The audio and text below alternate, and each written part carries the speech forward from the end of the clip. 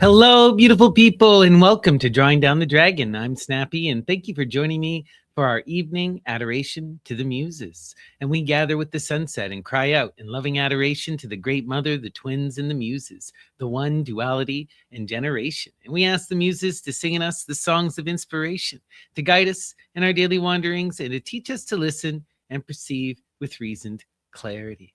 Thank you all for joining me on such a beautiful, lovely day. Yo, Saturnalia. We are on the third day of Saturnalia, right? Just after, third day of Saturnalia, just after the Apollia.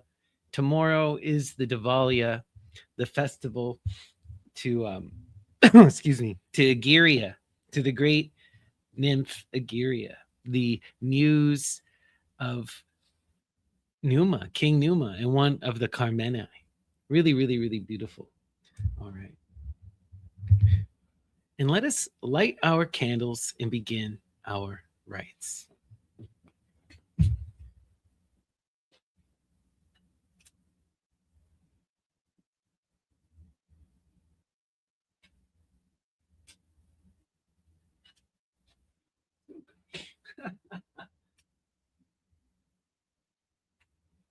Oh man, this thing does not want to go.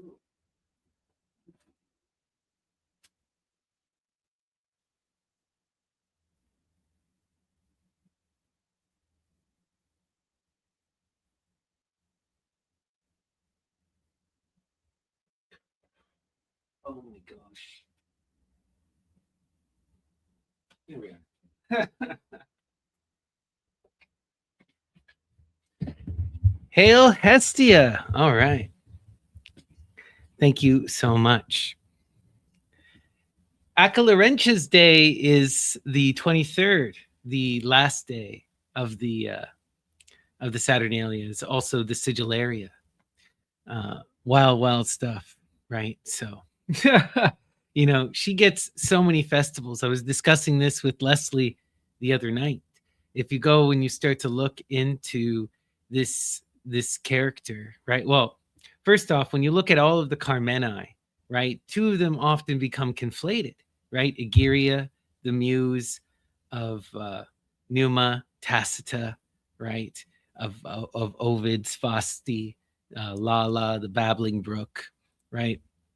They often get conflated with Carmentis, Carmene, Nicostrate, the mother of Evander, and Rhea Silvia, the one who comes from Troy and founds Rome, right?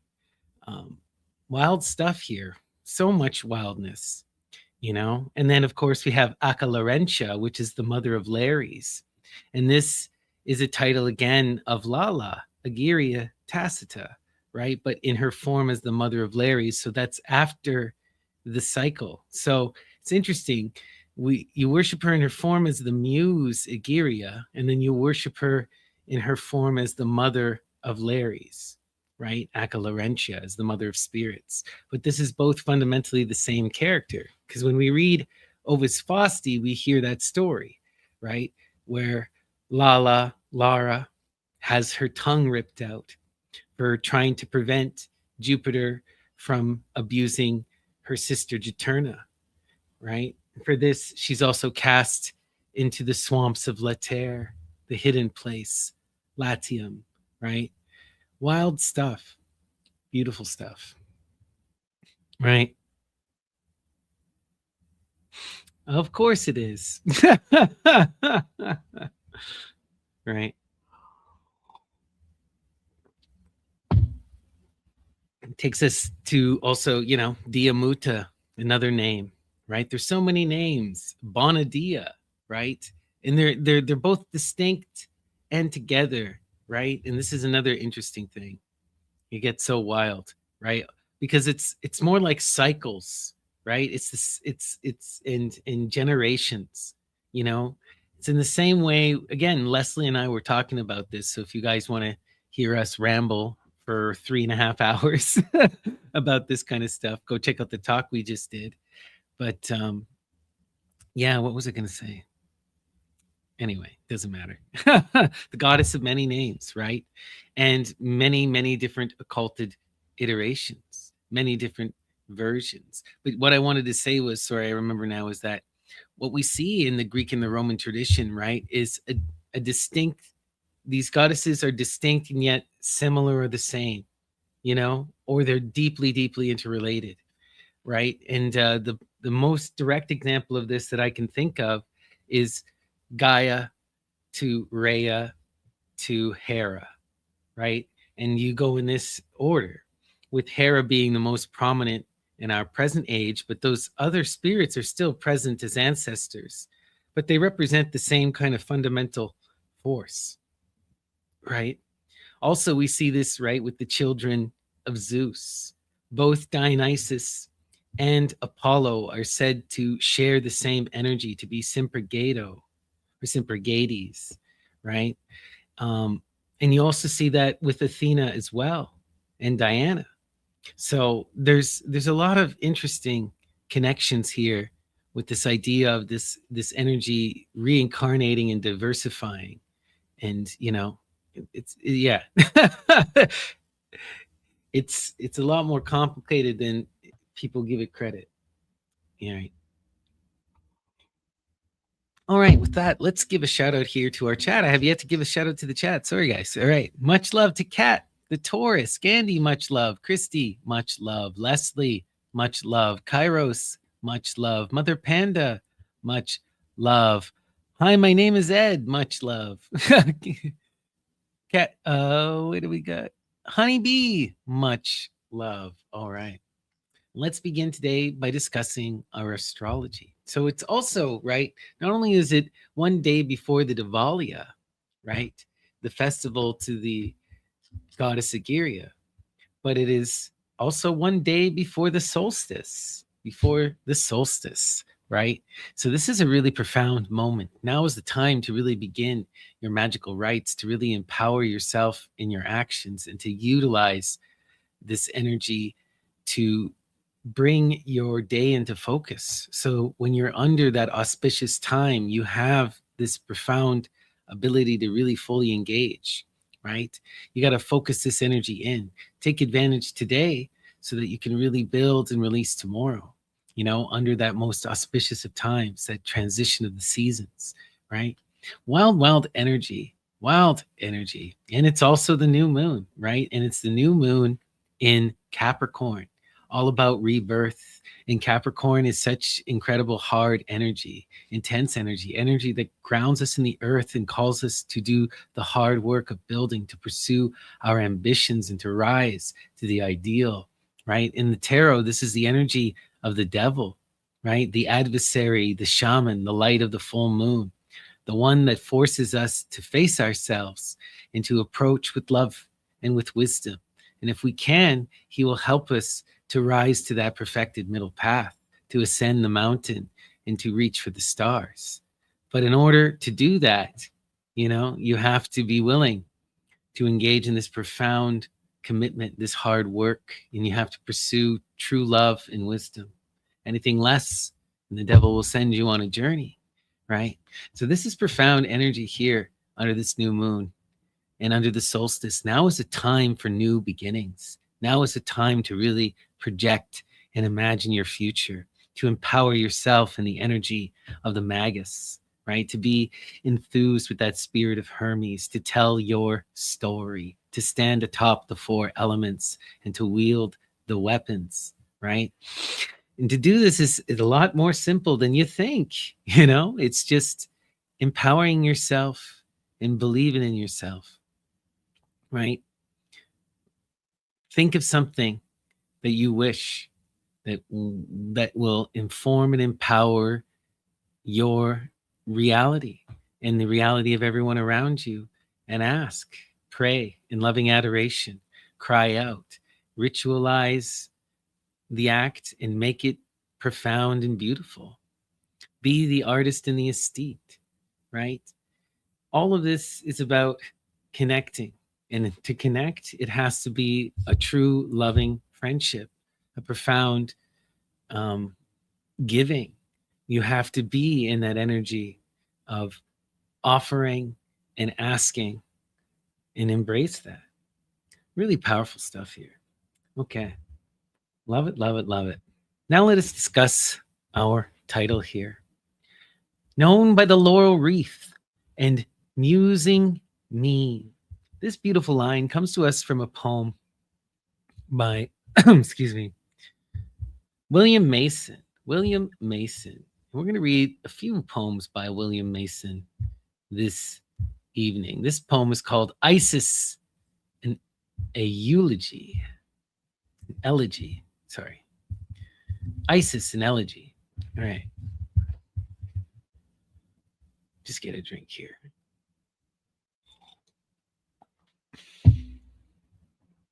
Far from her hollowed grot, where mildly bright the pointed crystals shot their trembling light, from dripping moss where sparkling dewdrops fell, where coral glowed, where twinned the wreathed shell, pale Isis lay, a willow's lowly shade, spread its thin foliage o'er the sleeping maid.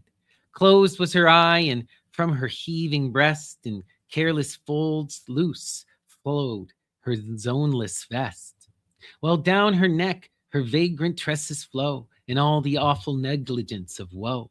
Her urn sustained her arm, that sculptured vase where Vulcan's art had lavished all its grace. Here, full with life, was heaven-taught science seen, known by the laurel wreath and musing mien, the cloud-crowned fame. Here, peace sedate and bland swelled the loud trump and waved the olive wand, while solemn domes, arched shades, and vistas green at well-marked distance closed the sacred scene. On this the goddess cast an anxious look, then dropped a tender tear, and thus she spoke. Yes, I could once with pleased attention trace the mimic charms of this prophetic vase, then lift my head, and with enraptured eyes view on yon plain the real glories rise. Yes, Isis, oft hast thou rejoiced to lead thy liquid treasures over yon favorite mead. Oft hast thou stopped thy pearly car to gaze, while every science nursed its growing babes, while every youth with fame's strong impulse fired, pressed to the goal and at the goal untired, snatched each celestial wreath to bind his brow, the Muses, graces, virtues could bestow. Even now, fond fancy leads the ideal train and ranks her troops on memory's ample plain. See the firm leaders of my patriot line. See Sydney, Raleigh, Hampden, Summer shine, and see Hugh, superior to a tyrant's doom, smile at the menace of the slave of Rome. Each soul whom truth could fire or virtue move, each breast strong panting with its country's love. All that to Albion gave the harder head, that wisely counseled or that bravely bled, all appear on me the grateful smile, they grateful smile, the well-earned prize of every virtuous toil. To me with filial reverence they bring, and hang fresh trophies over my honored spring. Ah, I remember well yon beech and spray, there Addison first turned his polished lay. 'Twas there great Cato's form first met his eye, in all the pomp of freeborn majesty. My son, he cried, observe this mien with awe. In solemn lines the strong resemblance draw. The piercing notes shall strike each British ear. Each British eye shall drop the patriot tear. And roused to glory by the nervous strain, each youth shall spurn at slavery's abject reign, shall guard with Cato's zeal Britannia's laws, and speak and act and bleed in freedom's cause. The hero spoke, the bard assenting bowed, the lay to liberty and Cato flowed, while Echo, as she roved the vale along, joined the strong cadence of his Roman song. But ah, how stillness slept upon the ground, how mute attention checked each rising sound. Scarce stole a breeze to wave the leafy spray, when Locke walked leafy spray, scarce trilled sweet Philomel her softest lay, when Locke walked musing forth. E'en now I view majestic wisdom throned upon his brow, view candor smile upon his modest cheek, and from his eye all judgment's radiance break. 'Twas here the sage his manly zeal expressed, here stripped vain falsehood of her gaudy vest. Here truth's collected beams first filled his mind, ere long to burst in blessings on mankind, ere long to shew to reason's purged eye that nature's first best gift was liberty. Proud of this wondrous sun, sublime I stood, while louder surges swelled my rapid flood. Then, vain as Niobe, exulting cried, Ilyssus, roll thy famed Athenian tide. Though Plato's steps oft marked thy neighboring glade, though fair Lyceum lent its awful shade, though every academic green impressed its image full on thy reflecting breast, yet my pure stream shall boast as proud a name, and Britain's Isis flow with Attic flame. Alas, how changed! Where now that Attic boast? See Gothic license rage o'er all my coast. See Hydra faction spread its impious reign, poison each breast and madden every brain. Hence, frontless crowds that not content to fright the blushing Cynthia from her throne of night, blast the fair face of day, and madly bold to freedom's foes infernal orgies hold. To freedom's foes, the goblet crowned, hear pulsive shouts to freedom's foes resound. The horrid notes my refluent waters daunt, the echoes groan, the dryads quit their haunt, learning that once to all diffused her beam, now sheds by stealth a partial private gleam. In some lone cloisters, melancholy shade, where a firm few support her sickly head, despised, insulted by the barbarous train, who scour like Thracia's moonstruck rout the plain. Sworn foes like them to all the muse approves, all Phoebus favors or Minerva loves. Are these the sons my frostring breast must rear, graced with my name and nurtured by my care? Must these go forth from my maternal hand to deal their insults through a peaceful land and boast, while freedom bleeds and virtue groans, that Isis taught rebellion to her sons? Forbid it, heaven, and let my rising waves indignant swell, and whelm the recreant slaves, in England's cause and their patriot floods employ, a Xanthus deluge in the cause of Troy. Is this denied? Then point some secret way, where far, far hence these guiltless streams may stray, some unknown channel lend, where nature spreads inglorious vales and unfrequented meads. There, where a hind scarce tunes his rustic strain, where scarce a pilgrim treads the pathless plain, content I'll flow, forget that ere my tide saw yon majestic structures crown its side. Forget that ere my rapt attention hung or on the sage's or the poet's tongue. Calm and resigned my humbler lot embrace, and please prefer oblivion to disgrace. Wild, wild stuff. What I want you guys to recognize in this poem, and why I wanted to share it with you and it blew my mind, is because this relates to the talk I was having with Leslie. We were talking about the power of the nymphs, the power of the water. The water is that primal source of life, right? And having to move with the flow of the waters, and how the water is always next to the city. And you need that sacred font in order to build the city, in order to establish the country. Notice that this Isis is both British and a river. Right? This is not the Greek nor the Egyptian Isis. This is an English river, but it is a powerful goddess spirit. It is the same goddess spirit, right? Wild, wild stuff here. Absolutely love it.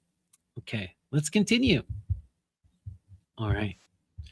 And the next poem we're going to read by William Mason is called Ode 1 to Memory. To Memory.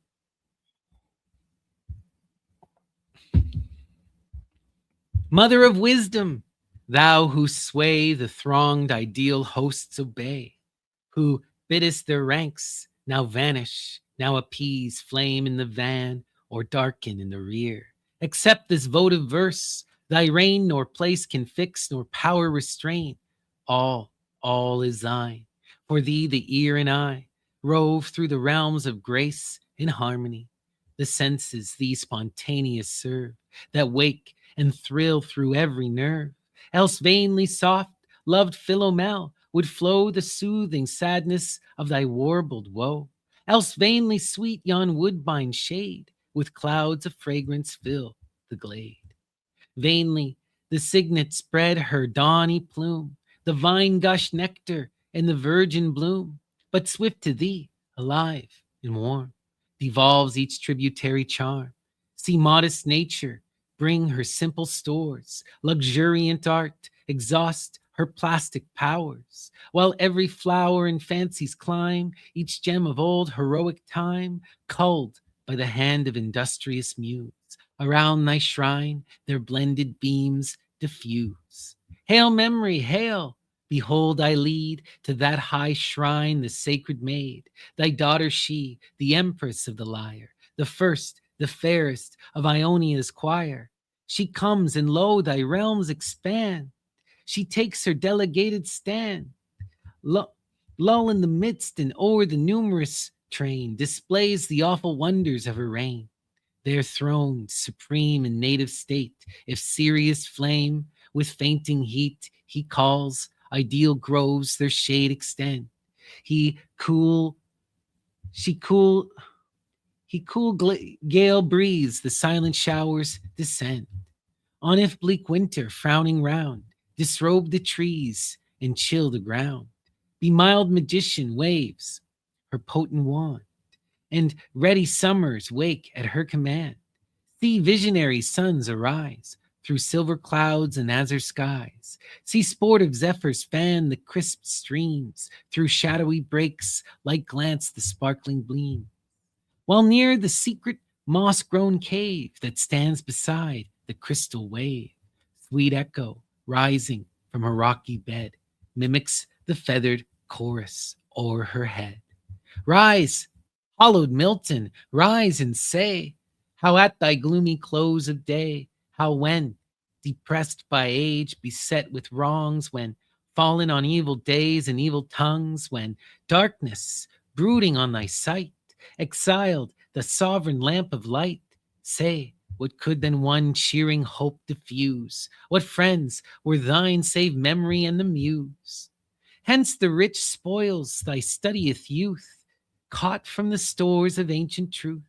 Hence all thy classic wanderings could explore, when rapture led thee to the Latian shore. Each scene that Tiber's bank supplied, each grace that played on Arno's side, the tepid gales through Tuscan glades that fly, the blue serene that spreads Hesperia's sky, were still thine own, thy ample mind each charm received, retained, combined. And thence the nightly visitant that came to touch thy bosom with her sacred flame recalled the long-lost beams of grace that Willum shot from nature's face, when God in Eden o'er her youthful breast spread with his own right hand perfection's gorgeous vest. Wow. Absolutely love it. Such wild, wild imagery. Amazing. Beautiful. Hail, William Mason. All right. And we're going to end it there. We're going to hop now over to our divination proper. And as always, we begin with our Ganapati Oracle. And let us invoke Ganapati Ganesh, the divine child, the Lord of beginnings, the guardian of the threshold, and the master of the spirits. Wow, we got a card shooting out at us. And how profound. Star gazing. When you gaze at the stars, oh wait, this isn't even the right deck, but we should read it anyway. This is going to be from the fairies. Oh my God, they're pulling tricks on me. Love it. Stargazing. When you gaze at the stars, you give yourself fairy focus. Your intuition will flow more freely and reveal what you need to know about your situation. Wow. Wow, wow, wow, wow, wow. Now's the time to gaze at the stars and ask. Ask for clarity. Ask for wisdom. How glorious is that? Love it. All right. We're now going to go to the Ganapati Oracle. All right. And let us invoke Ganapati Ganesh, the divine child, the Lord of beginnings, the guardian of the threshold, and the master of the spirits, the Ganas. And we ask Lord Ganapati to send us an inspiring message through the cards and to help ensure that our words are heard by those who need to hear them. So, Lord Ganapati, what is today's inspiring message? Let's take a look. All right. Inspire. 44 blessings. And we had this the other day. Wow. This is such incredible energy, right? We have the twinning energy in the fours. And the four is all about building the foundation, building that solid security for the self, empowering oneself in action, and reaching for something greater. And when we take these energies together, it becomes that profound energy of the eight, manifesting this magic of infinity, calling us to empower ourselves and our strength and to pursue that magic of justice that leads to profound change, that breaks the cycle and calls us to greater heights. For the eight in the tarot is complicated energy, right? The eights in the lesser arcana are always this binding energy that must be broken free from, right? Whereas in the major arcana, the eight, depending on the system, if you're using the Golden Dawn system, this is the magic of strength, the power of the Leo, right? Of Lady Babylon, that force that breaks the chains, that calls out and says, I will endure, I shall overcome, right? Really, really powerful energy. The human and the animal united in the heights of their power, the masculine and the feminine absolutely balanced upon the earth, right? United in that force that can draw down the moon and call the apocalypse. But if we go to the system of Crowley, the eight becomes the force of adjustment, justice, right?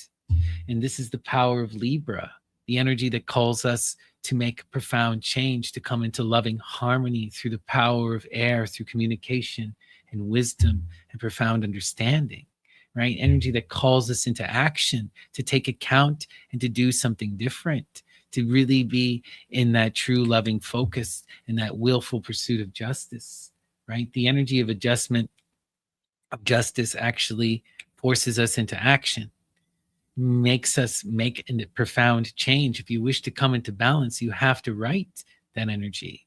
You know, it's not enough to ask for forgiveness. You have to come into balance.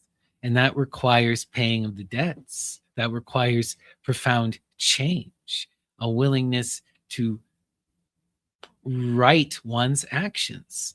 And that has to be cultivated in the earth. You have that profound energy in the air, but then that brings you into action in the earth. And we remember that that Libra energy of adjustment is exalted in Saturn, right? It has that force, that strength to stand up and fight for justice. But that eight energy, you see, it's so complicated and it's such a heavy force, right? But ultimately, it's that energy that calls us to overcome the cycles, to do something profoundly different. Recognize that we are in this true loving blessing. The spirits are blessing us. We are loved. Now is a time when we can expand and move beyond our limits, when we can take a risk, when we can take that leap into the unknown, do something different. Change is often hardest because we find ourselves in a stable state of security. But in this energy, the security is a given. No matter what you do, the spirits are here. They've got your back. Now is the time when you can risk because there's nothing to lose, you know, in the sense. For you are blessed. There's only something to be gained. Under the blessing, we have to come into empowered action. You know, you can sit in the blessing and it's just going to be that energy of the eights, you know. You'll be in that repeating cycle. It will be beautiful. You'll be comfortable, but you won't have utilized that energy to its most profound, expansive, and to its greatest extent, right? This energy can really empower you, can transform you, can transform the world around you, right? Recognize the blessings. Take hold of that magic of the goddess as Themis. For that is another secret that we see, right? That the spirit of justice, Themis, inhabits both the Lady Babylon energy, strength, and the energy of Libra, of adjustment, justice, right? It's wild stuff. Those cards are more about how the energy is projected into reality. Wow. But yeah, embrace the blessings, recognize the loving support of the spirits, and utilize this opportunity to build upon your foundations, to break the chains, and to empower yourself into profound change, right? Love it, love it, love it. Change is always what we want because it is coming regardless. If it is a willed transformation, then we are in that steady, balanced, active state, right? The change won't be as painful if we are constantly doing it to ourselves. We're embracing ourselves, right? Love it. Okay. And with that, we're going to begin our tarot proper. But before I do, please give me a like and a subscribe. It really does make a big difference. It boosts everything in the algorithm. And I would truly, truly love and appreciate it. And if anyone is interested in me pulling them a few cards, please send me a super chat, a super thanks, or sign up for a YouTube membership. And today we're going to begin with the Thoth Tarot by Lady Frida Harris and Aleister Crowley.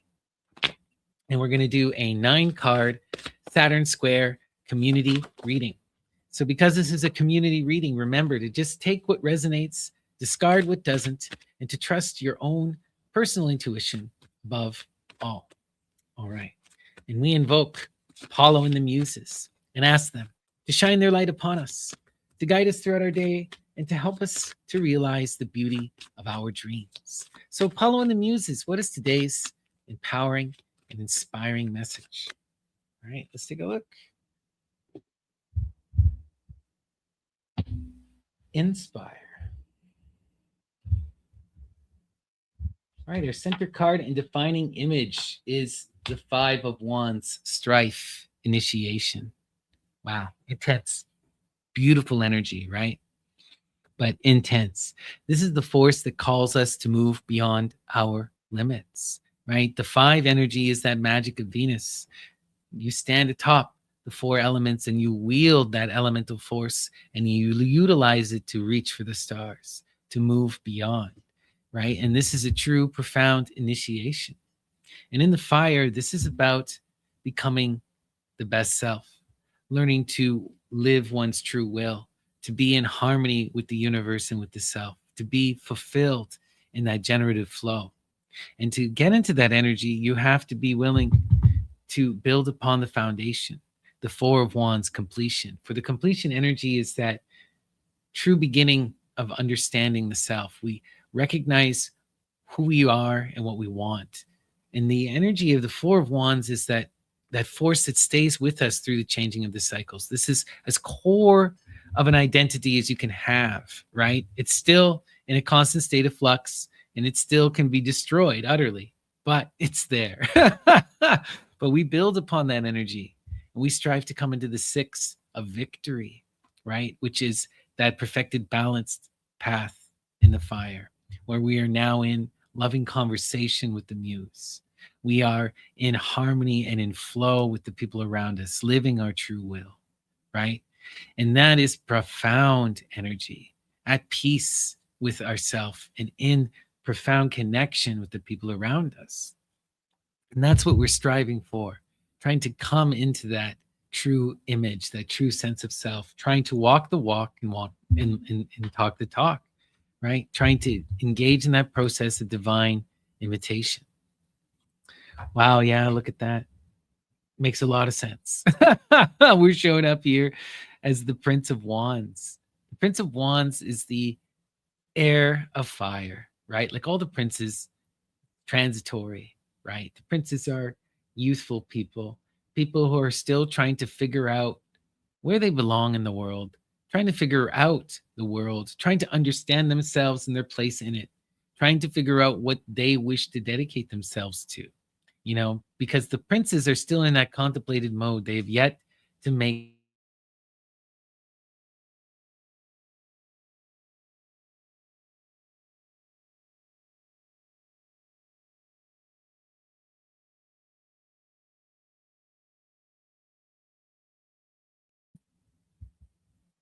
Okay, we're back, I think.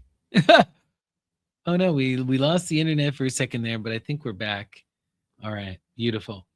You know, the princes, the difference between the princes and the kings and the queens, or the knights and the queens, is that the knights and the queens are committed. They've made a choice. They recognize that the answers you seek can't be found in the air, right? And instead, you have to pursue connection to others. You have to pursue love in one of its ways, through the water or through the fire, but you got to pursue love. You got to do what you love. You got to be what you love. You got to be in love. Love is what leads to generation and transformation. Love is what will give you profound purpose. And the air will never satisfy you fully. You'll never find the answers that you seek in the heights of the air, right? And what we're seeing here is this prince is struggling to come into the energy of the five, right? This is actually a really good sign for the prince, because the princes, they need to be empowered in the fours. A big thing for the princes is once they have that four energy, then they can truly come into that next step. Often the princes find themselves in the fives of their element, right? Because they're trying to imagine who they are and where they'll go. The problem is they're in this overthinking, anxious energy. You know, they're unwilling to make that commitment. They're unwilling to make a choice a lot of the time. You know, the Prince of Fire is also interesting, right? Because we're seeing the prince in that fiery, desirous mode and connected to that fiery, desirous initiation, right? Where he is struggling. This figure is really struggling in that passionate connection, trying to figure what brings them fulfillment. You know, these characters, the Prince of Wands, are often artists, activists, rebels, you know, real passionate characters, but often sucked up into idealism, caught up in imagination, disconnected from reality, disconnected from the earth, and disconnected from flow. So while they have all this passion and all this profound imagination, their disconnect from the people around them causes them to be reckless, causes them to do things that are just wild, anything to make a point, anything to be seen, you know, very childish, right? But impactful nonetheless. But we're seeing this knight struggling to move beyond, or the prince, sorry, struggling to move beyond this limiting energy, right? If they can engage this energy of the five, they can pass through the initiation, they will cease to be a prince. No prince is passing through the initiation. To go through this energy is to shed their skin and to be reborn a king or queen. Wow, look at that. Yeah. Now, this is profound. How profound, right? The the emperor represents the masculine in its most empowered, right? This is Zeus, right? In all of its complexity. And this is incredibly powerful energy. When we see this energy, we are called to really embrace this this energy of building of the foundation, the four. Remember, I said the princes need to cultivate and build that foundation, need to come into a vision, need to come into a true understanding of the self, take charge of their own life. There could be no better card for this. This could be no better card for this. And often, this is kind of a thing that we see. The princes need that emperor, that empress energy. They need to embrace creativity, or they need to embrace the vision. They need to take charge of their life and come into generation. They need to start building and make it a commitment. And that's all ultimately what we see here, right? What I'm getting at this is, right, if we wish to become our best self, if we wish to engage in the fire and really come into victory, knowledge, and conversation, to live our true will, to do so, we must become the authority in our own life. We can't be in this youthful, childlike energy. We have to take charge. We have to build the foundation for ourselves. And that takes the vision. That takes uniting people with us. You can't just build this on your own. No one fully can, right? Behind every self-made man is a dozen unpaid, unrecognized friends, you know? But that's beside the point. The emperor is the one who brings people together to work. The emperor has that idea, and is that uniting force. He gets the people to build the city, to build the foundation. And then what do we do with that energy? Right? We want to use it to empower us, to uplift us to greater heights. And that's what we're seeing here. This is really heavy, really powerful. That prince is being forced to mature, to really become their best self and to take charge and authority in their own life. Yeah, wow. Yeah. What are we seeing as a catalyst for this?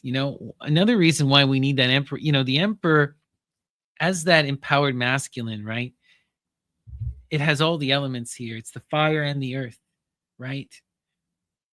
It is that empowered builder.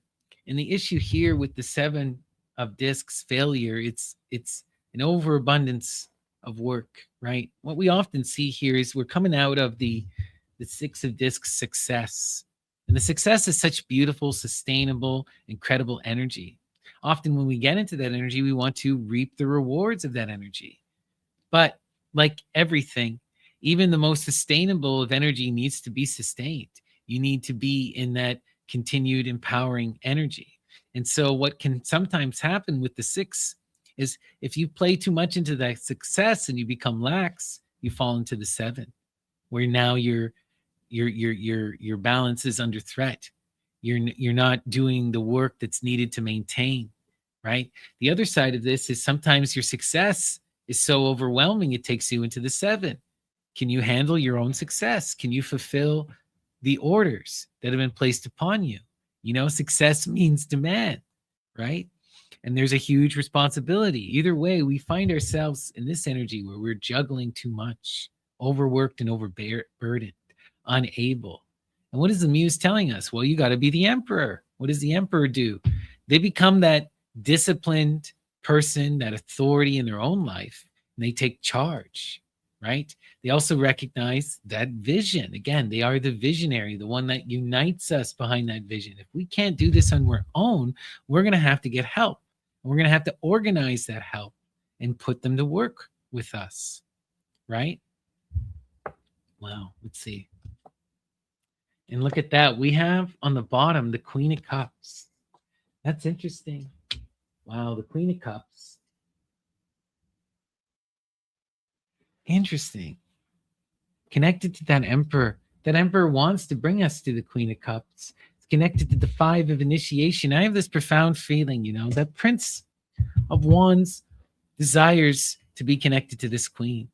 But in order for them to come into that connection with the queen, they're going to have to work and build together.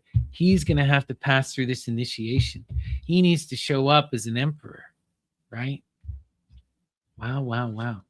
And this energy of the Queen of Cups is really, really beautiful. She is the water of water, the loving mother, the feminine in her most nurturing, right? This is beautiful energy because she's the one who's caring and listening and, focused on fulfilling the emotional needs of the people around her. But often that energy comes at a cost of the self.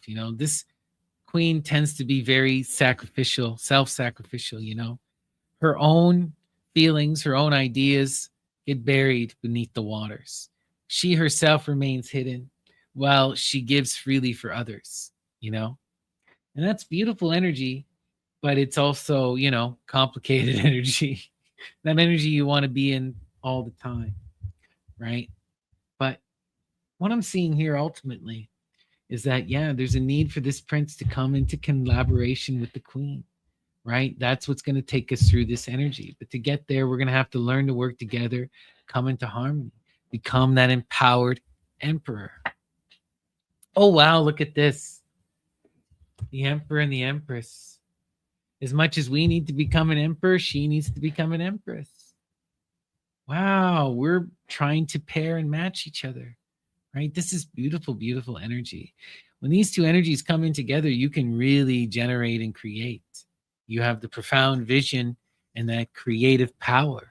United, there's nothing they can't fully do, right? Really, really, really powerful, powerful energy.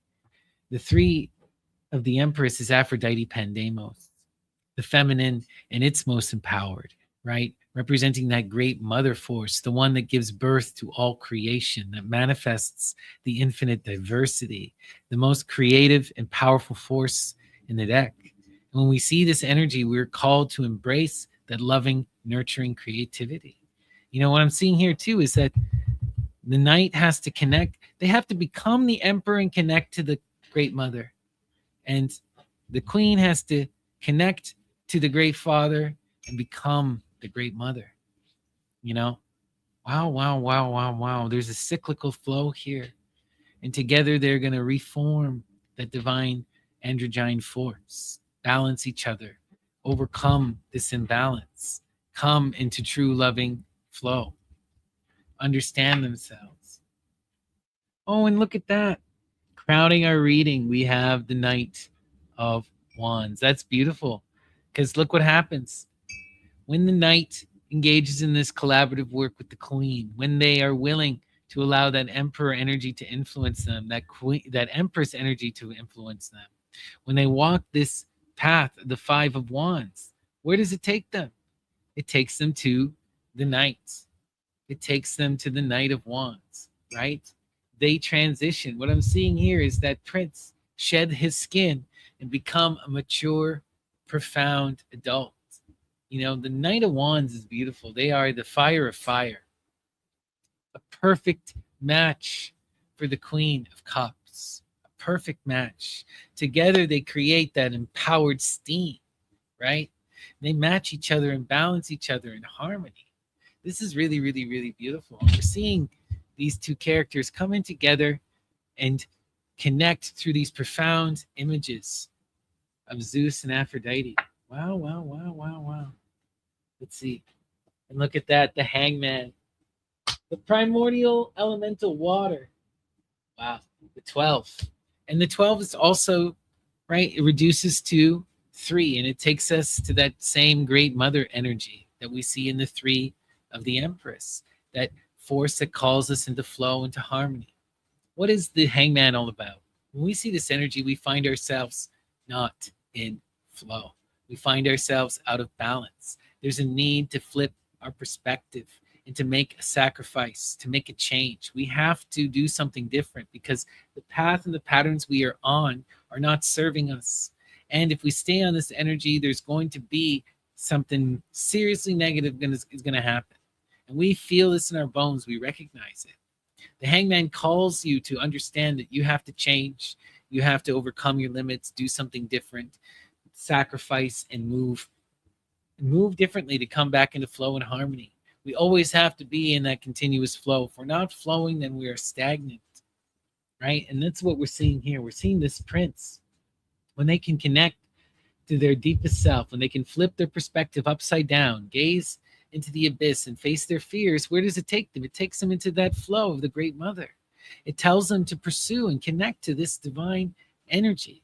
And that energy leads them where? It leads them to the Queen of Cups. Leads them to the Queen of Cups. It leads them into that profound creative work, right? You got to face the 7 of Discs and pull your boots up. Yeah, it's hard. Doesn't mean you can't handle it. Doesn't mean you can't do what is necessary, right?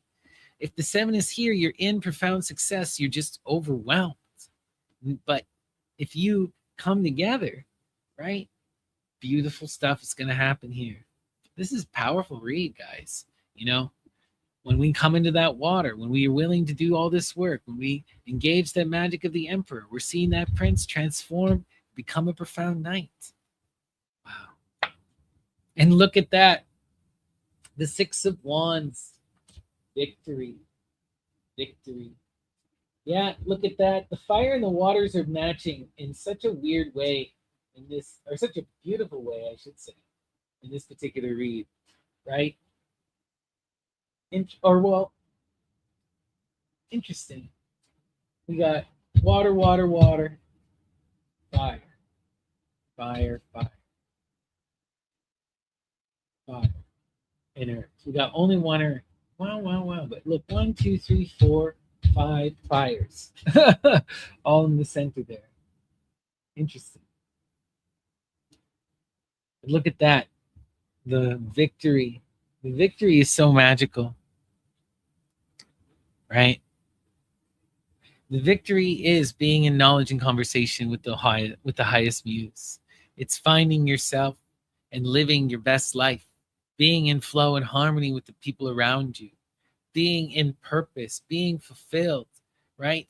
You are in that energy where your desires are met and you are uplifting the people around you. It's really, really powerful, magical energy in true loving connection with the muse. Wow. Wow, wow, wow, wow, wow. Right? When we can really, when this night can embrace that initiation energy, pursue their desires, take charge and become the emperor, not only will they find their empress, right, but they will make the sacrifices needed to become a profound knight, and they will find themselves. They will find their true love, their victory, right? Wow, wow, wow, wow. What a beautiful little read. Amazing. All right. I hope that resonated with you.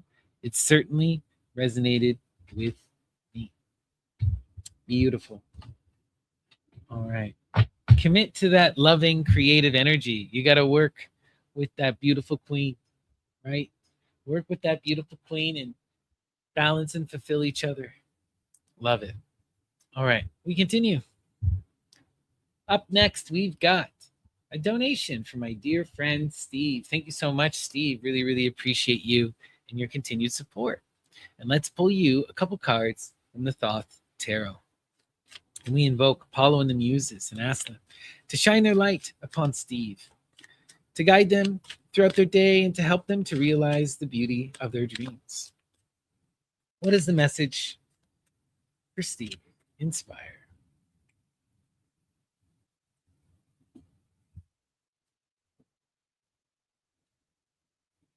All right, we have the 10 of Cups satiety. 10 of Cups satiety, right? The completion of the cycle in the waters, right? What is this about, Steve? You know where you're focused right now? Where the energy is calling and leading you? It's to that true, loving, emotional fulfillment. It's finding yourself in community, in connection, in partnership, lovers, friends, family, all of the above and more. All of the above and more. Being truly emotionally fulfilled.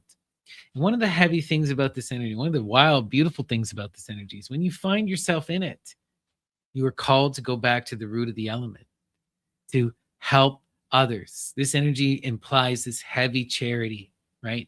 It's calling you to share that love with the people around you, to help others come into this kind of energy that you're in. Really beautiful. Yeah, look at that. How do you find this satisfaction? How do you come into this true, profound fulfillment? It is through the Three of Wands virtue, right? The Three of Wands is the magic of Hecate. This is the force that calls us to recognize that every person is a star, that it is love under will, that if we truly wish to find ourselves fulfilled in loving harmony, then we must empower ourselves through the people around us. That means standing up for the people around us, working with the people around us, being in harmony with the people around us. True pursuits of virtue, recognizing that our actions, our thoughts, everything affects everyone else, right? And we have to take responsibility for that. Wild energy here. Yeah, and look at that. You also got to get out of defeat mode. Defeat mode is hard energy to be in. But again, you're seeing the answer to how you overcome the defeat. This energy will be fully realized when you come into the magic of wisdom, the Six of Swords, science and reason, intellect. But to get to that energy, you got to pass through the Five of defeat. And the Five of defeat is one of the hardest cards to pass through in the entire deck, right? Because this is moving from a personal, limited perspective and coming into a true historical, academic, communal perspective, right? We're really gaining wisdom through engaging in the air, through that pursuit of understanding, right? And that requires profound work, profound struggle. But again, often what we see with the Five is people always try to approach this energy through the air. The Five of Swords, you know, it's often demands another force. You can't just beat this by thinking about it. Otherwise, you're just beating your head against the wall. You're doing the same thing over and over and over again. You need to find a way to shift and expand your perspective, right? That's how you come into the six of wisdom. It's by expanding your perspective to its greatest point, right?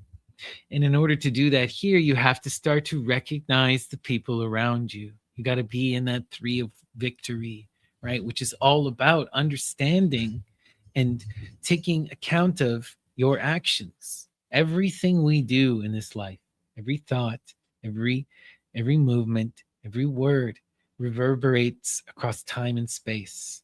And ultimately, we're responsible.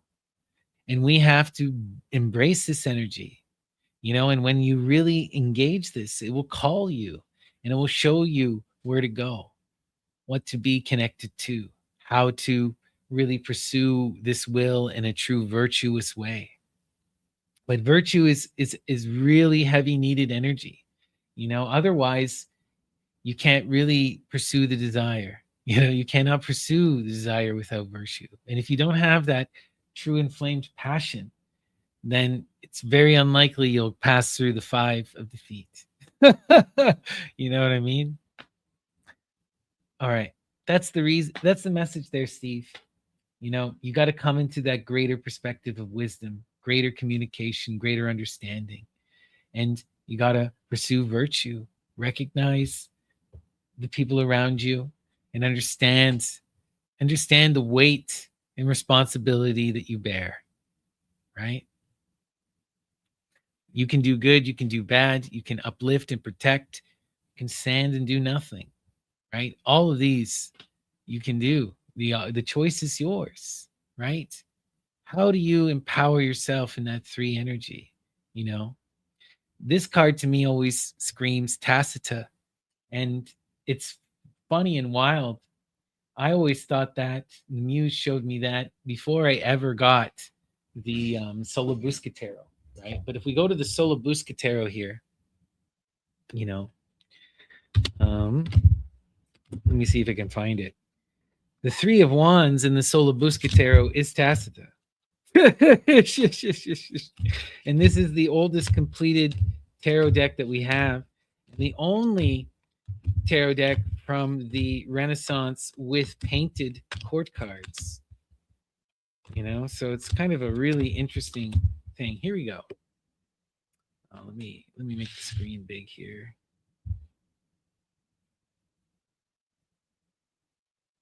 Wild stuff, eh? Tacita, the one who had her tongue ripped out. Diamuta, the mute. Wild stuff. Same energy, right? Same energy as that Three of Wands. Same energy. All right. That's the message, Steve. Peace and love.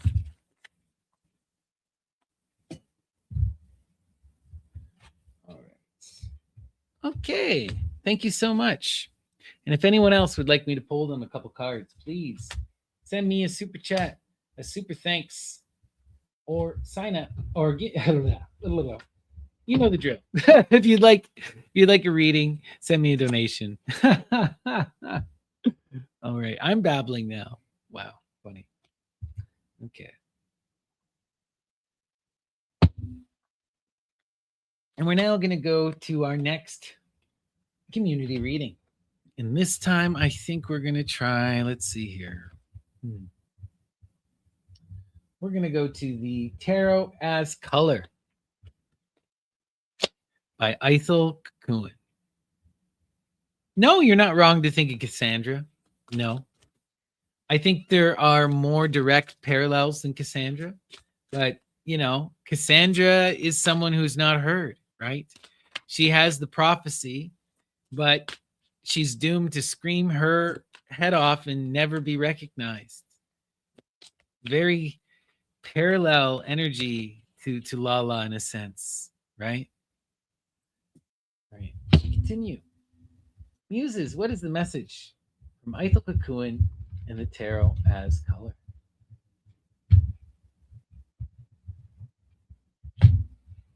All right. And our center card and defining image is the Seven of Cups, the Lord of illusionary success. Wow, that's painful energy to have in the center. Right? Illusionary success, debauchery, right? Illusion. This is the masking of pain with limited forms of pleasure. Rather than dealing with our shit, rather than facing our problems, we distract ourselves, right? With whatever we can. This is often addiction energy, but addiction comes in many forms, and this is the root of it. This is the beginning of it. If you do not take hold of this energy, it will destroy you and the people around you. You know, ultimately, this is an illusion, right? All of the masking of the pain does is delay the inevitable, right? That pain is not going away. The root problem is still here. And this is ultimately what the issue is all about. When you're in this energy of the Seven of Cups, you got to ask yourself, what am I refusing to deal with? What am I always avoiding? Because it's that avoidance ultimately that is the problem, and often it's, we're trying to avoid something that would be painful, but recognize you pass through this pain, it's going to be far less painful than this. This is one of the most painful cards you can possibly get if you let it linger, you know? Wild. All right, let's continue. We got the Eight of Wands, the Lord of Swiftness. Now, this is powerful. This is helpful, right? We have now the magic of Hermes, the one who comes to break us out of the chains of the eight. And he does so by offering us a profound lifeline, a spark of inspiration, something that stirs us into action. But we have to recognize the sign and act upon it. You need to be in the eyes and ears of the magus, trusting in the intuition, recognizing the signs and the synchronicities. And when you see the opportunity, you must leap. You must leap. But if you take it, it'll break you out of this bad pattern here, right? It's taking you out of that illusion and bringing us somewhere else. Wow. The Prince of Discs. Oof, no wonder we're struggling in the water. The Prince of Discs, is one of these youthful characters who finds themselves struggling to figure out where they belong in the universe, what they're meant to do, who they are, how the universe works. They're in that deep contemplative mode, still trying to figure things out. And the Prince of Discs, right? This is the divided youth, the youth that finds himself in the height of the air, all of these great imagination ideas. And then they have all this profound ability. Like, this is a craftsman energy, someone who can get things done, someone who is able and capable, but they never commit to anything. So they have all of these profound ideas, but nothing ever gets done. They may have dozens of half completed, half finished projects because they're always in that air where they're doubting themselves and doubting the work. Should I invest my time in this? Is this what I want to be doing? Or they find something else. Oh, I thought of something else. Now I got to go explore this. And the prince finds himself getting nothing done, always in that distracted energy. And we're seeing them here having to face, this debaucherous energy. And with the princes, the root cause of the debauchery is usually having to do with them not wanting to make a commitment, right? It's usually has to do, like, the princes need to stop wasting time. They need to come down from the heights of the air and start to pursue love, either in the water or the fire, right? The answers you seek are not found in the air. The air will only provide you with more questions, right? Your purpose, your meaning, what you're supposed to be doing in life will be found if you pursue love, either in the water or the fire. But you got to pursue love. Love is where you'll find fulfillment, and doing what you love, being who you love, engaging with people that you love. But it's the love that brings us meaning. And the prince needs to recognize this, and I'm thinking that maybe what the spark of Hermes is about. What are we seeing here? Oh, the Princess of Swords, the Princess of the Rushing Winds, the Lotus of the Palace of Air. The Princess of Swords is wild, beautiful energy, right? The seven. And she also is power, potential, destiny, and motion. the one who sits upon the throne of Malkuth. It takes the ace to its completion, right? The divine androgyne energy, the combination of the masculine and the feminine, the 3 and the 4, right? And there's so much power and potential here. But this energy of the child, of the princess, must be allowed to blossom, must take the time to cultivate itself in the earth. It needs to build the force, the foundation, and come into itself. When we see this energy too, it often is, it's either new life, as in new children, or it's new ideas, ideas that have a profound life of their own, that exist beyond us and transform and continue to grow, right? Really, really powerful stuff here. And what I'm seeing is when we can face that debaucherous energy and overcome it, then we can truly connect to this princess, you know. And the princesses are always the most desiring of energies. Everyone wants to be connected to and fulfill the princesses. The prince would love to be connected to the princess, but there's also, you know, a need to recognize here, you know, that prince can't fulfill the princess, nor can the princess fulfill the prince. They're both in that youthful mode. They need to grow up. They both need to do different things, you know. The prince needs to take that time to figure out themselves and then recognize the need to come into love. And the princess needs to take that time to structure herself in the earth. And then she can come into that greater energy, you know. But both of these need to grow up, and they're facing that energy of the debauchery. Right. All right. We got now the 4 of discs, the Lord of earthly power. Wow. Right. The 4 of discs, as I've said many times before, is one of the most complicated and heavy cards in the entire tarot, if we're being honest. Right. Because this represents the consummation of all the 4 elements. And this is the true beginning of developing of the self. This represents our core being, our core family, those core relationships, our core ideas. That true essence of what makes us us is here. And this energy is profound. It's both good and bad, right? On one hand, this energy can really uplift us. It can be that foundation upon which we stand that allows us to reach for the stars. Or it can be that force of stagnation that binds us, right? That limits us, that prevents us. It can be that comforting place that we take rest in for too long. You know, we need to recognize that there's equal risk in non-action as there is in action, right? We want to walk that balanced middle path of perpetual flow, right? Wild stuff here. We're seeing this prince build in the earth. That's what they got to do. This is where the opportunity is leading them. And that's what will take them to the princess. You know, the princess needs that foundation. That's what she needs most of all. And look at this. We're seeing that prince. He's going to be able to provide that for her. Going to be able to empower her with that. That's wild. That's beautiful. Where are we going here? Yeah, Wheel of Fortune. Holy shit. That prince is going to have to build a foundation for the princess. And that means that there can't be a prince anymore. They're going to have to complete a project. They're going to have to do something empowered, right? But they're going to do it for love, right? And that's what's going to transform them. Love of the princess. It's going to break them out of that debauchery. They're going to recognize the need to support and love another, not to be in this, you know, self-fulfillment, distracting energy. And it's that Hermes force that's going to take them there. You know, the magic of Fortuna is always really intense. The fortune pressurizes you, you know.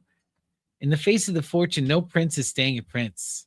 This prince is on the cusp of grand transformation, because that Wheel of Fortune forces you outside of your comfort zone. It forces you to move beyond your limits, to do what is uncomfortable.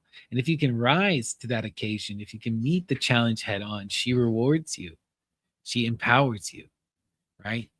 But in order to reap those rewards, you must face the moment in all of its profundity. You must rise to the occasion, adapt, right?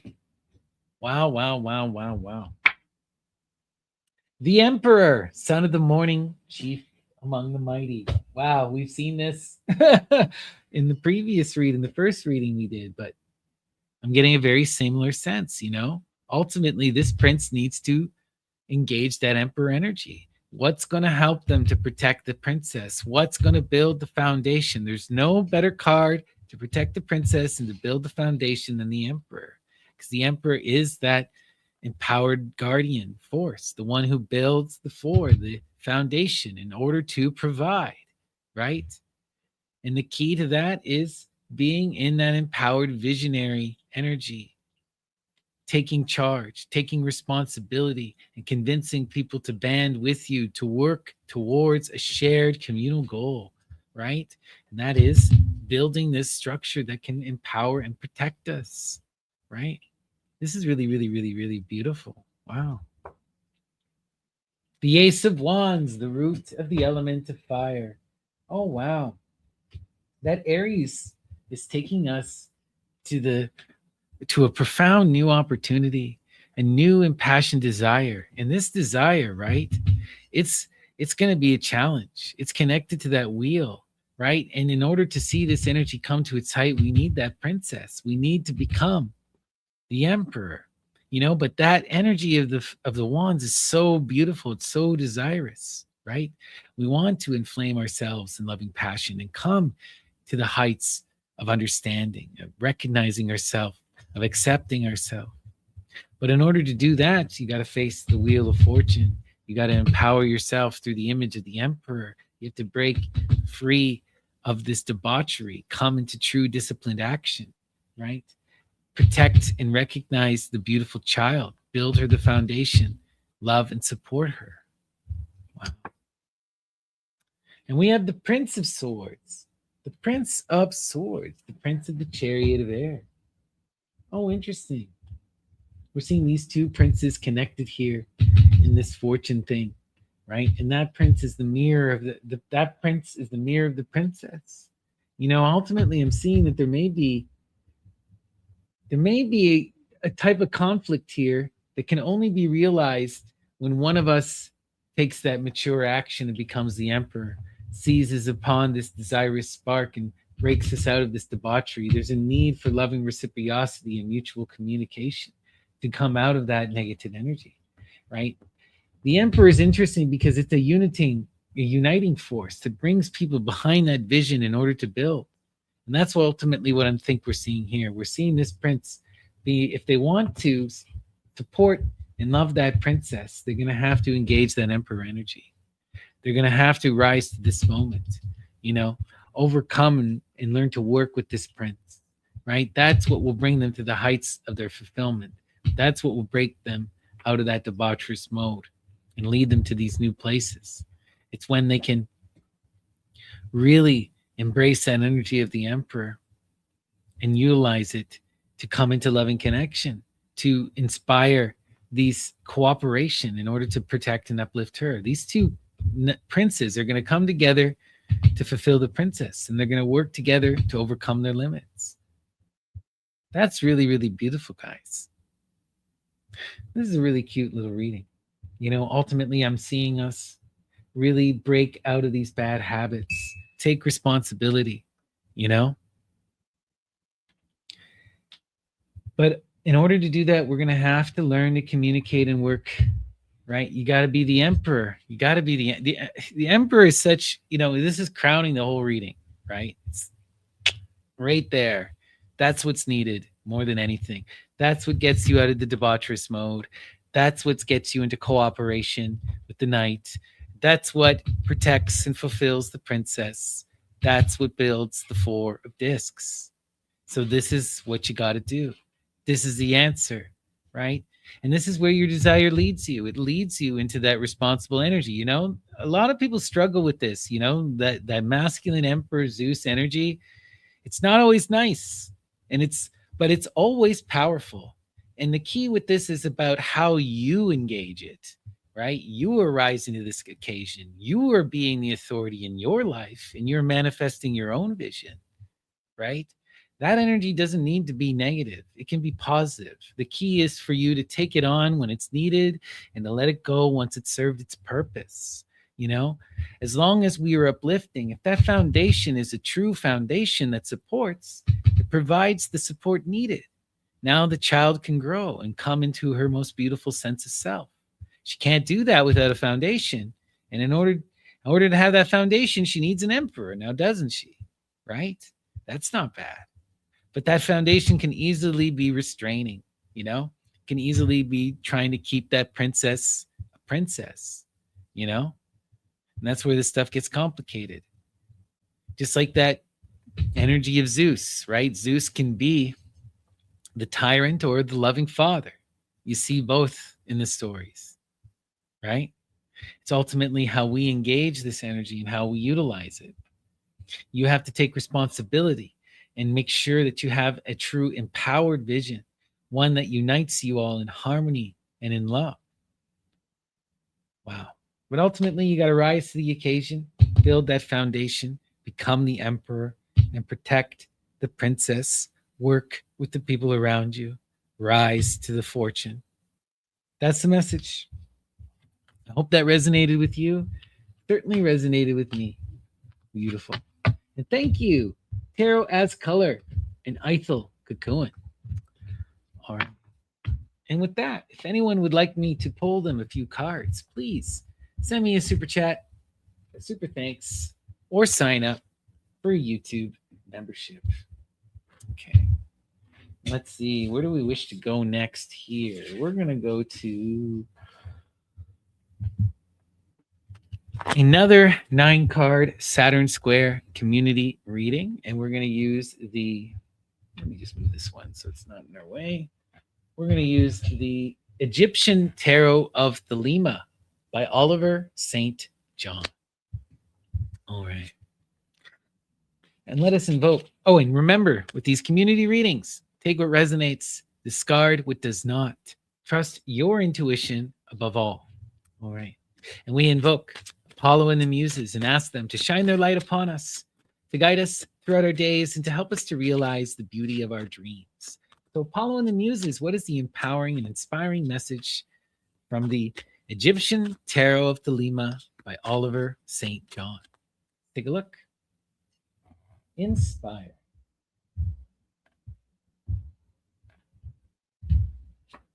All right, we've got Ra, the sun, 19, new life, generation, the fulfillment of our dreams, the coming of the new dawn, the most beautiful and empowered card in the deck, the 9 on a transcendent new level of infinity, manifesting the true wealth and abundance, that solar force.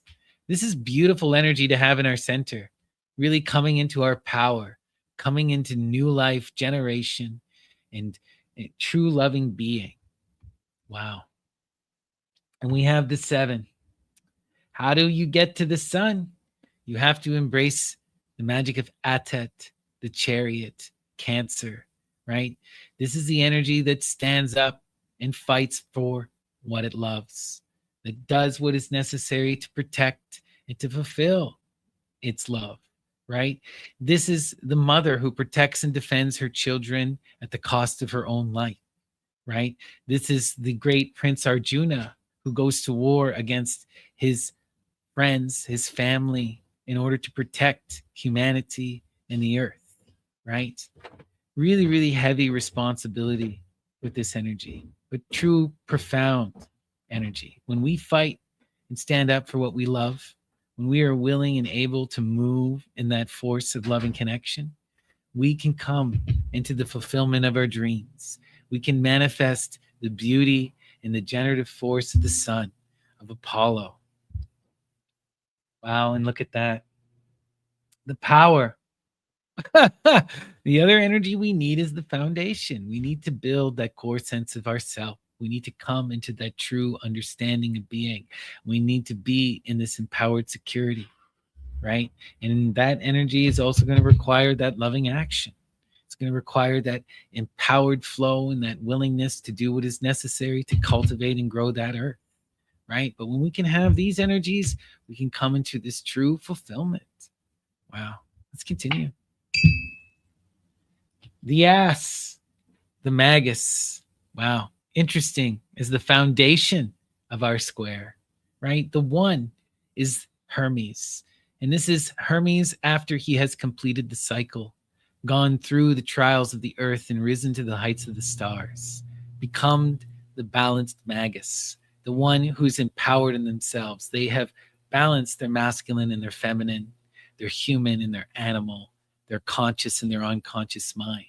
They're in that energy that can return back to source, that can be in that profound magic of the fool, can embrace the audacity, right? Can wear a crown and call himself a king. And this is what the magus is, the one that has that profound magic of the story, of imagination, and is willing to use that power to transform themselves in the world around us. When we see the magus, we are called to wield the elemental weapons, to outwit the devil, to empower ourselves in our dreams, and to really tell our story, right? Wild, wild stuff here. Look at this. But in order to become that magus, we're going to have to face ourselves. You know, the magus is the one who is balanced. They have risen to the heights of that ideal. They've gone through the divine imitation and reformed the whole. But in order to do that, we're going to have to face ourselves in the depths of our being. The energy of the moon is the 18, right? It's the parallel to the sun. You do not get to that profound rebirth, that profound generation without going into the depths of the past, without reconciling and facing the past. You know, this is all about trauma, all about those hidden pains, those things that we refuse to face, right? This can be serious ancestral trauma, things that have been with us through cycles and cycles, things that the body hides because the ego can't handle it. And we're afraid that it may shatter our ego, you know? But when we have this energy here, that great mother force is here as well. And she's coming to take us into the depths of ourself, into that subconscious, into the deep part of our body, to bring up and to churn up this energy. And if we can really face this, if we can really engage this, we can close out this trauma in the moment. The 18 is profound here because this energy, the moon, parallels the Virgo. The 18 reduces to the 9, which is the Virgo.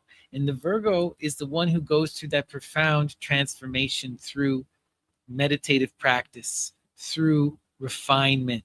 In the face of this energy, what do we need to do? We need to be in that Virgo mode. We need to be in that true shadow working mode where we are facing ourselves, doing the hard work and overcoming. Really, really powerful stuff here. Wow. Wow, wow, wow, wow, wow. Embrace the strength of the chariot. Recognize that if we want to stand up for what we love, if we want to be able to create what we love, to be in that profound energy, we're going to have to face ourself, our fears, our traumas, our past, our experiences. Wow. And look at that. Look at this. New life and generation indeed, right? The princess comes out of the moon. The princess of swords, right? And the princess is, you know, beautiful energy, new life and generation, new ideas. And this is profound. When we can really face ourselves, then we can be in that true creative power. The magus is calling the sun to manifest the child, right? This is really, really profound. We are creating that which we love and we're willing to die and fight for. We're in that true productive mode and manifesting a new reality. And it begins here. We're even building her the foundation upon which she can stand. This is real, powerful, powerful stuff. There's so much positivity here, but in order to get it, we have to master these energies. You got to face yourself in the depths of your soul, confront that which you are most afraid of with that true loving willingness to engage. And you got to rise to the heights of the ideal. Balance yourself and tell your story. Have the audacity to try to create with that true power of the sun, you know? Because Hermes is the one who wields the wand of Apollo, right? He has the caduceus. He has the magic of the sun because he's risen to the heights and he's empowered in his will. And through that force of that solar phallus, he can give birth to that creative ideal of the princess. All right. Look at this. We're showing up as the Prince of Discs. You know, the Prince of Discs, this is someone who's in that youthful energy, right? We're trying to figure out who we are. We're trying to understand the universe. We're trying to figure out what we need to be building and creating, and if what's worth it. There's all of this contemplative energy here, but ultimately this energy needs to be passed through, right? The prince serves a deep purpose, but it's a transitory energy, and the prince needs to become either a profound king or a queen. And in order to do that, they're going to have to come down from the heights of the air and pursue love, either in the water or in the fire. But it's that energy that'll find them purpose, that'll bring them into true connection. And this is what we're seeing. When that prince can go to that foundation, can connect to that princess, that's when they're coming into this new birth. That's when they're coming into this profound energy of Atet, the chariot standing up and fighting for what they love. That's when they can become the magus. Wow. And the Ace of Cups, look at that. This is a profound connection, right? Because the princess sits upon the throne of Malkuth. She takes the ace to completion. And this Princess of Swords, right, the earth of air, the one who comes to bring that profound wisdom and communication, she's taking us to this true, loving, emotional fulfillment. We're going to find ourselves emotionally satisfied and fulfilled in this creation, in this beautiful, loving connection with this child. Wow, wow, wow. Right? Chariot there again. We have to pursue this connection, see it blossom. And look at that. We got Neath. Amazing. Art, temperance. Look at that. When that prince can embrace the magic of Sagittarius, be in that true transformative power, they can give birth to the divine androgyne. For this is the magic of the far shooters, the one that projects their will into the future, of Apollo, of Diana, of Dionysus, of Hecate, right? And this energy is also the consummation of the Lover's card, that force that reforms the divine androgyne, that calls us into this energy of the magus, that calls us into that true creative force. These cards mirror each other. This is a lesser energy, and this is that energy in its most refined, right? But it's the energy of the magus that manifests the profound art, that comes into that true empowered balance, that is that reformed Fanes, right? And it's when we embrace this magic of creativity and balance, right? When we pursue that love and face ourselves in the depths of our soul, that we can truly create something beautiful, something that exists beyond us, that has a life beyond us, that has that infinite power and potential, right? Wow.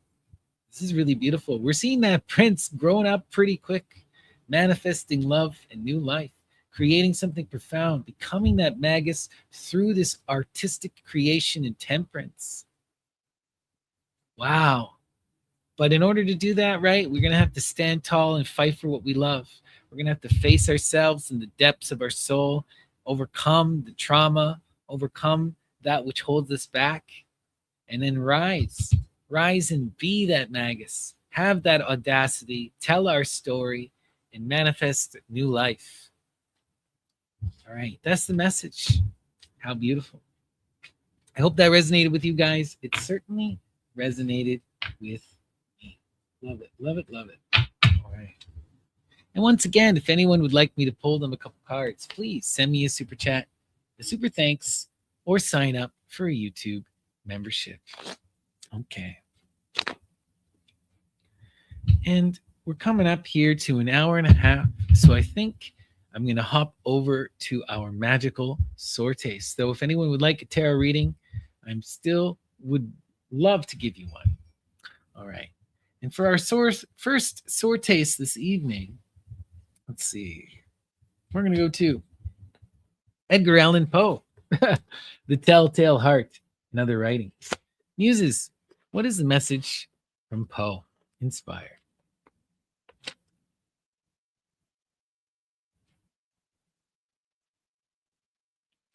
The chief was as good as his word, and we were soon plentifully supplied with fresh provisions.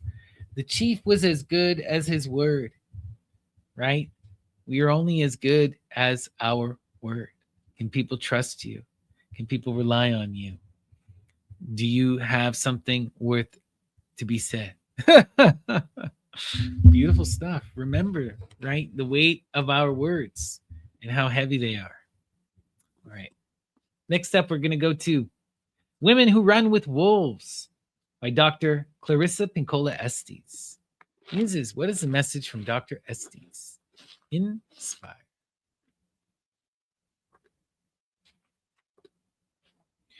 To retrieve her crown, this woman had to reevaluate her time, her giving, her attention to others. To retrieve her crown, you have to reevaluate your time, your attention to others. Reevaluate. Make a profound change. Look at your life. Organize your shit and figure it out. Love it. All right. Up next, we've got a beautiful donation from Kat the Taurus. Thank you so much, Kat. All the love to you. And let's pull you a couple cards. And we'll go to the Egyptian Tarot of Thelema by Oliver St. John. And let us invoke Apollo and the Muses and ask them to shine their light upon Kat, to guide them throughout their day and to help them to realize the beauty of their dreams. So Apollo and the Muses, what is the empowering and inspiring message from Kat? Let's take a look. All right. Inspire. The Ten of Wands, oppression, the completion of the cycle in the fire, the breaking of the chains of Saturn, right? This is the coming into true, profound acceptance, no longer being bound down by false expectations and false ideals, right? This is shedding the weight of tradition, of family, and of the self, right? We can now face ourselves as who we are and accept it, love ourselves in the moment. This is really, really beautiful because you can't truly transform unless you go into this energy. Only then can you go back to the root of the element and really empower yourself to grow. If you can't accept who you are, you can't move beyond this moment. And this is really coming into that true, profound recognition. You are who you are, right? And you are the place in which you find yourself and the time in which you find yourself. This seems such a simple thing, but this is real heavy reasoning here, real heavy understanding. Wow. In order to come into this energy of the 10, you're going to have to face the 5 of discs, right? The 5, that initiatic force of Venus that calls us to move beyond the 4 elements in the earth. So this is about overcoming worry and coming into success. You're going to have to do the hard work of transforming and of building, of being in that energy that seeks to provide and empower the people around us, right? Wild stuff here. The 5 can lead you to that 6 of discs, real success and stability and security, right? You're on the cusp. But in order to get there, you have to do that heavy, heavy work. And you have to pass through this anxiety, all this worry about, am I going to be successful? Am I going to be secure? Why are other people secure and not me? But wow, look at that. The 9 of gain. Now, this is wild. If you can really pursue this energy, you're going to find so much wealth and abundance, and you're going to recognize who you truly are. The key in all of this is to, again, pursue your desires. As long as you're in that true will energy and you're trying to do what you're meant to do, then you're going to overcome this worry and come into true wealth and abundance.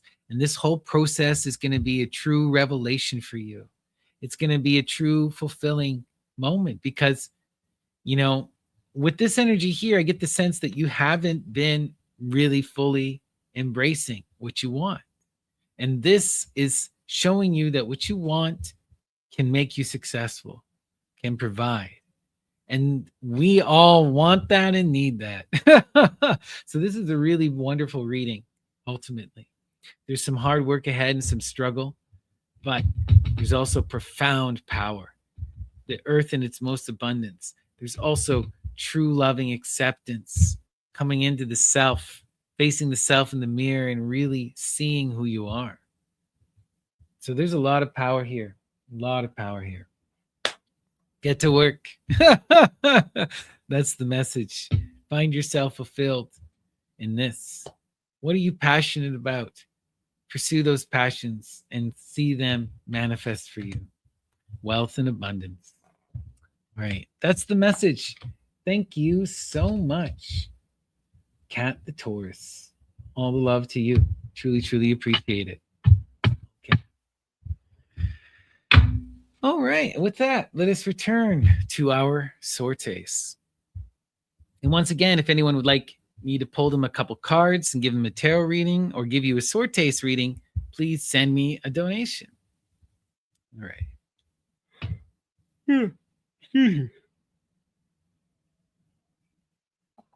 And up next, we're going to go to Thomas More, Complete Poetical Works. Muses, what is the message from More? Inspire.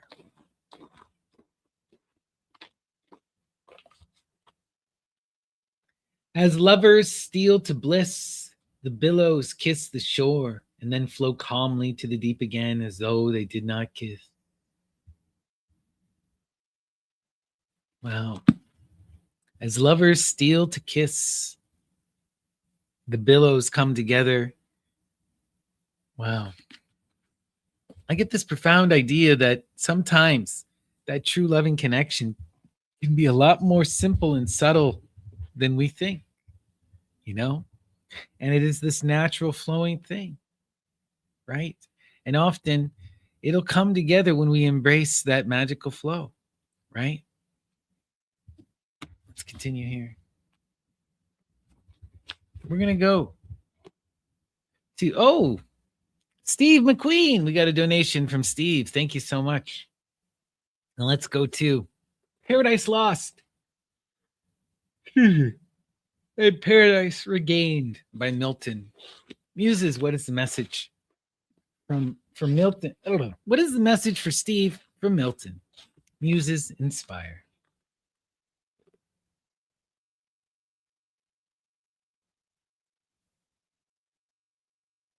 With prosperous wing full soon to tell of deeds above heroic, though in secret done and unrecorded, left through many an age worthy to have not remained so long unsung. Wow, you are being called to write the tales of the unsung heroes. That's a beautiful one.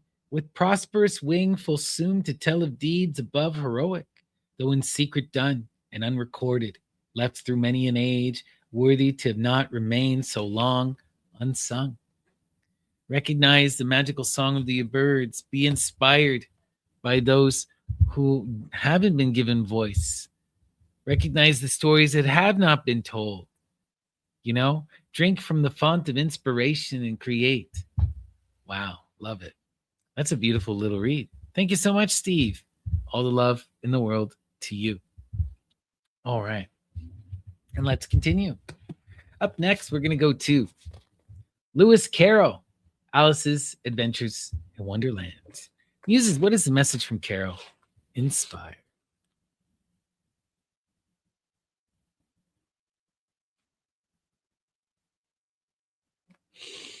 I shouldn't know you again if we did meet. I shouldn't know you again if we did meet. I shouldn't know you again if we did meet. Wow. Recognize how fundamental change is. You know, next time we meet again, we won't be the same people and we may not recognize each other. Wild. Beautiful. All right. Next, we're going to go to Lorca, 3 Tragedies. Muses, what is the message from Federico Garcia Lorca? Inspire.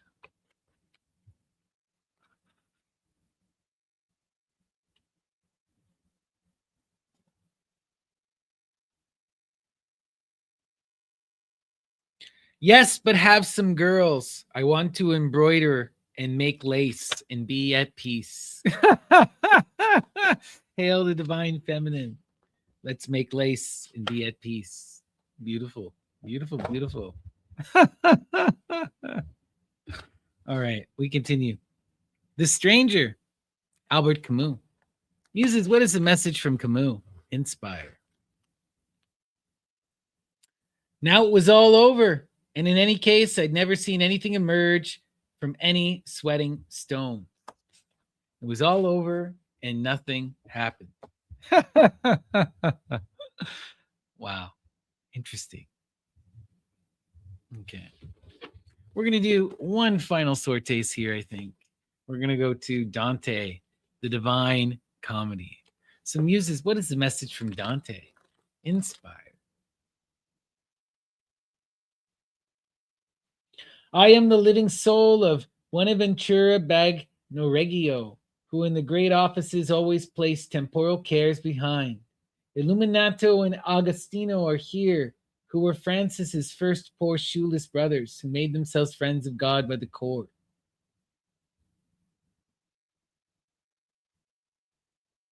Wow. I am here because in heaven because I always place temporal cares behind. Wow. And was fixated upon that which was more divine. You know? Interesting. Don't allow yourself to be distracted with the stupid nonsense that we can't control upon the earth, right? Empower yourself with the visions and the work that'll lead to true growth. All right. And with that, we are going to call it. All right.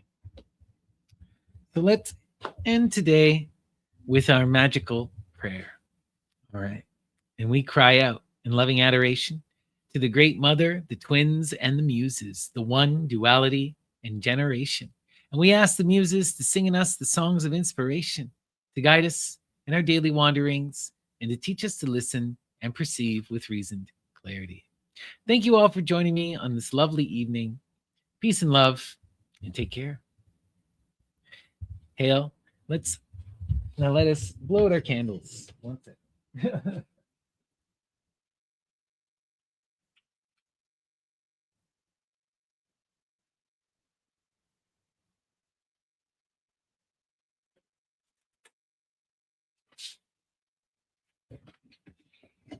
Hail Hestia. Thank you, guys. Much love. Have a beautiful evening.